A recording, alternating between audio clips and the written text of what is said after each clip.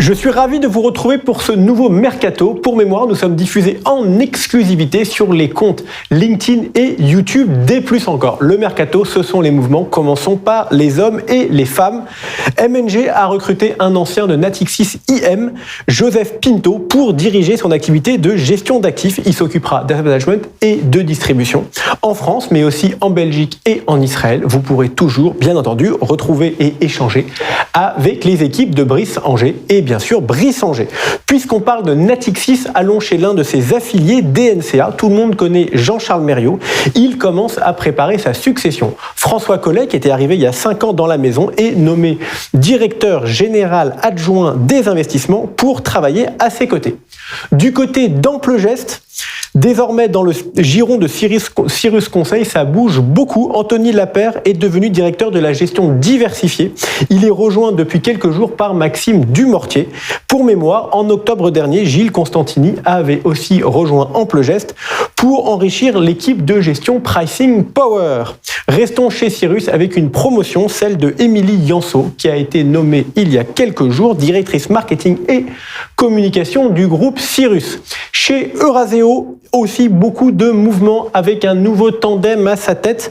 Christophe Bavière, le cofondateur d'ID Invest, qui avait été racheté en 2017 par Euraseo, et William Cadouche-Chassin, qui lui était l'ancien directeur financier Société Générale, qui avait rejoint la firme en 2022, sont tous les deux nommés co-présidents de la société. Attendez, je viens d'avoir une dernière information. Stéphane Vontron, vous avez dû le voir, a annoncé la semaine dernière qu'il quittait JP Morgan. Il est remplacé à la tête de la distribution commerciale France par Audrey Paoli.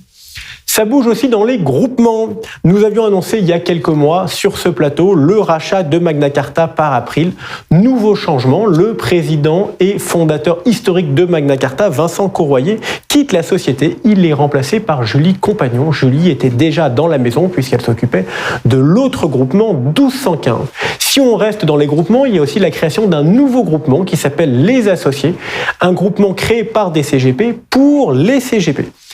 Toujours dans les groupements, si vous n'avez pas encore regardé notre émission du mois des plus encore, je vous rappelle que la femme dans l'actu était Hélène Lamont, la directrice commerciale et produit de CGP Entrepreneur. Vous pouvez bien entendu retrouver son interview sur LinkedIn, sur YouTube et sur H24 Finance. Pour enchaîner, vous le savez, le monde de la gestion de patrimoine intéresse énormément les investisseurs et ça se confirme.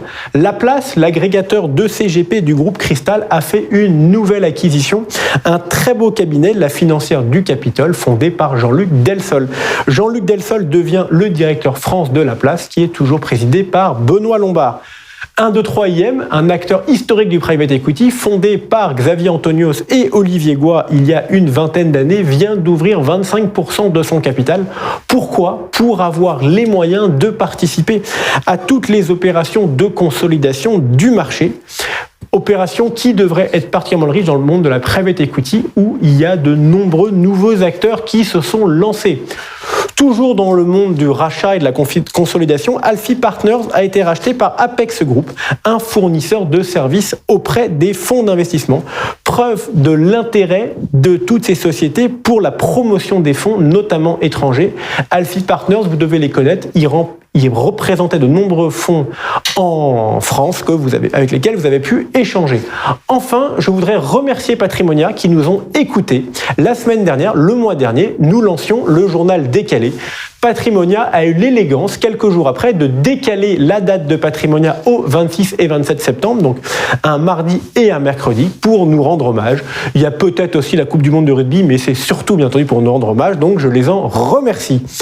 Et voilà, merci, on a fait le tour. On se retrouve le mois prochain encore sur les pages et plus encore sur YouTube et sur LinkedIn pour avoir les nouveaux mouvements. Nous devrions entre autres pouvoir vous annoncer les nouveaux projets de Vincent Courroyer et de Stéphane Vontron.